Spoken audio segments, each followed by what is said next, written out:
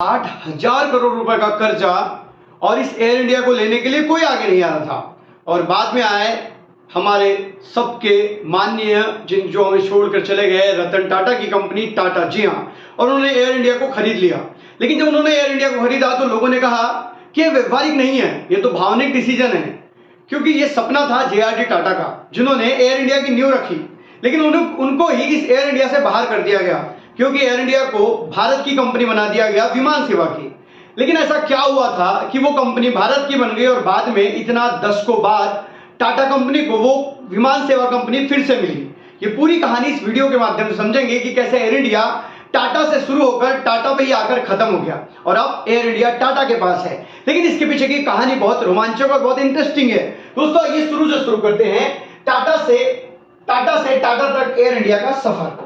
तो टाटा से टाटा तक एयर इंडिया का सफर में सबसे पहले देखेंगे हम कि जो टाटा फैमिली है वो फैमिली हमेशा से प्लेन को उड़ाने में माहिर रही है, कुशल वैमानिक जो हैं वो लोग। तो उन्होंने जे.आर.डी. टाटा जी ने बॉम्बे फ्लाइंग क्लब की स्थापना की थी बॉम्बे में, और बॉम्बे फ्लाइंग क्लब में टाटा फैमिली के लोग आते थे और वहां पर प्लेन उड़ाने का प्रशिक्षण लेते थे या प्लेन उड़ाते थे। और उसी समय पर वहां पर जो लोग बिजनेसमैन माइंड के हैं, जो प्लेन में अपना करियर करना चाहते हैं, उन लोगों के लिए टाटा ट्रस्ट ने एक स्कॉलरशिप चालू की थी। और वो टाटा ट्रस्ट की स्कॉलरशिप प्लेन में इंटरेस्ट रखने वाले, प्लेन उड़ाने वाले अभ्यर्थियों के लिए थी, राइट। उसके बाद ये जो टाटा है, टाटा रतन टाटा, ये आखिरी सदस्य हैं जो टाटा फैमिली से प्लेन उड़ा सकते थे। और अभी वीडियो भी वायरल हो रहे हैं जिनमें वो फाइटर जेट उड़ाते हुए नजर आ रहे हैं। लेकिन ये आखिरी सदस्य थे जो प्लेन उड़ा सकते थे टाटा फैमिली के। इनको प्लेन टेक्नोलॉजी में बहुत इंटरेस्ट था।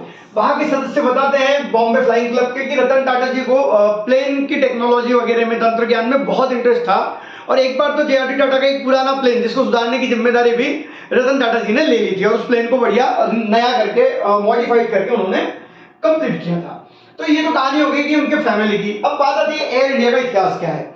तो 1932 में जे.आर.डी. टाटा जिन्होंने एयर इंडिया की नींव रखी 1932 में, और 1953 में राष्ट्रीयकरण हो गया एयर इंडिया का। मतलब ये गवर्नमेंट की कंपनी हो गई जो अभी तक जे.आर.डी. टाटा रन कर रहे थे। ओके, अब जे.आर.डी. टाटा 1970 तक, फिर भी 1970 तक एयर इंडिया के सर्वे सर्वा बने रहे। तब तक एयर इंडिया बढ़िया तरीके से चल रही थी, जबरदस्त प्रोग्रेस हो रहा था, जबरदस्त पूरी दुनिया में एयर इंडिया का नाम था, सब कुछ बढ़िया चल रहा था। लेकिन जब बोलते हैं कि सरकारी कंपनी में किस प्रकार से इंटरफेयर आता है गवर्नमेंट का और सरकारी कंपनियां धीरे धीरे घाटे में जाने लगती है, वही हसर एयर इंडिया का भी हुआ।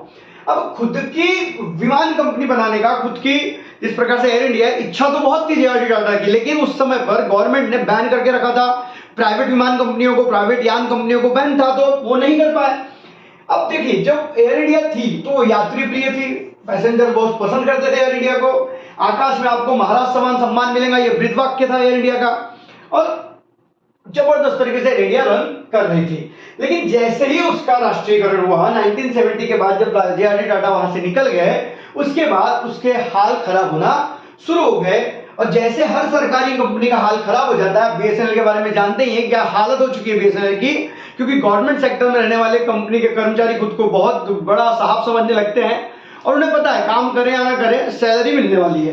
तो हाल खराब हो गए। उसके बाद बहुत बड़ी मात्रा में कर्जा हो गया, अव्यवस्था फैल गई, व्यवस्था नाम की कोई चीज नहीं रही, और उसके कारण 1990 के दशक तक एयर इंडिया का खस्ता हाल हो चुका था।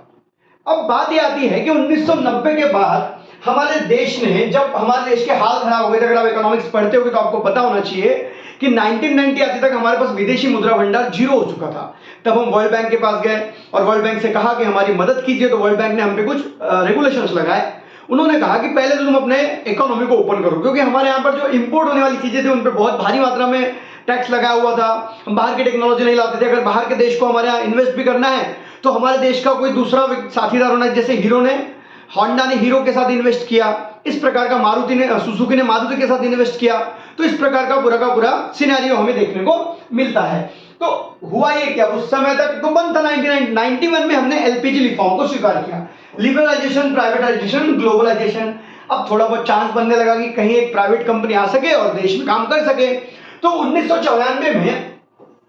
1991 में रतन टाटा, टाटा प्लेन ट्रस्ट के, टाटा कंपनी के सर्वे सर्वा बन गए। जे.आर.डी. टाटा ने रतन टाटा को चुना टाटा कंपनी के लिए। 1994 में सिंगापुर एयरलाइंस नाम की एक कंपनी है, वो आई टाटा के पास और कहा कि हम दोनों मिलकर एक संयुक्त मतलब साथ में एक विमान कंपनी बनाए, एक यान कंपनी बनाए, प्लेन कंपनी बनाए, है ना। तो इसके लिए वो लोग सरकार के पास गए, लेकिन तब तत्कालीन सरकार के मुख्यमंत्री थे, उस समय प्रधानमंत्री थे पीवी नरसिम्हा राव। तो पीवी नरसिम्हा राव सरकार ने मना कर दिया, बोले हम अपनी जो बाजार है, अपने बाजार को किसी और देश को नहीं दे सकते यूज करने के लिए। तो उन्होंने साफ मना कर दिया। रतन टाटा की तो इच्छा थी, क्योंकि जेआरडी टाटा का सपना था कि एयर इंडिया फिर से बने, फिर से उनके हाथ में आए, लेकिन यहाँ पे उनका सपना पूरा नहीं हुआ। अब एच.डी. देवेगौड़ा की सरकार बनी उसके बाद, तब उन्होंने फिर से प्रस्ताव भेजा गवर्नमेंट को कि हम लोग को इस प्रकार का कार्य करने दिया जाए, लेकिन वो गठबंधन की सरकार थी और गठबंधन में जो दूसरी पार्टियां थी वो किसी भी तरीके से दूसरे देश के कंपनी को यहां लाने के लिए इच्छुक नहीं थी, क्योंकि रतन टाटा सिंगापुर एयरलाइंस के साथ ये संयुक्त मतलब साथ में विमान कंपनी डालना चाहते थे। तो ये भी सपना गया। अब दो प्रधानमंत्री ने नहीं कह दिया। उसके बाद 2001 में अटल बिहारी वाजपेयी की सरकार के समय 40% री इन्वेस्टमेंट की बात है एयर इंडिया की, 40% री इन्वेस्टमेंट करना था एयर इंडिया में। और उस समय फिर टाटा और सिंगापुर, मतलब वही टाटा एयरलाइंस और टाटा और सिंगापुर एयरलाइंस ने साथ में मिलकर प्रस्ताव भेजा अटल बिहारी वाजपेयी जी को कि हम 40% री इन्वेस्टमेंट करते हैं। लेकिन उस समय जो हमारे कामगार संगठन, काम करने वाली जो संगठन है एयर इंडिया की, उन्होंने विरोध किया और इनके सामने झुककर सरकार ने इस प्लान को भी फेल कर दिया। और यहां पर भी रतन टाटा जी का सपना पूरा नहीं हुआ। 2010 में कार्यक्रम में उन्होंने ये बात बोलकर बताई कि किस प्रकार से गवर्नमेंट कहीं तो भी उनके काम के बीच में आ रही है ना। 2010 के कार्यक्रम में उन्होंने ये कहा। फिर हम उदाहरण ले सकते हैं विजय माल्या और नरेश गोयल का। विजय माल्या जिनको आप जानते हैं, जो देश छोड़ के चले गए, करोड़ों रुपए का कर्जा इनके ऊपर। इनकी कंपनी किंगफिशर एयरलाइंस जो डूब चुकी है। इन लोगों ने क्या किया, इन लोगों ने गलत रास्ते का इस्तेमाल करके, अपने वजन का इस्तेमाल करके, पॉलिटिकल लीडर से सेटिंग करके अपने पाले में प्राइवेट एयरलाइंस लाली और प्राइवेट एयरलाइंस शुरू कर दी। लेकिन आज इनके जो हाल हैं वो देख के ऐसा लगता है कि रतन टाटा जी उस रास्ते पे नहीं गए, यही अच्छा है।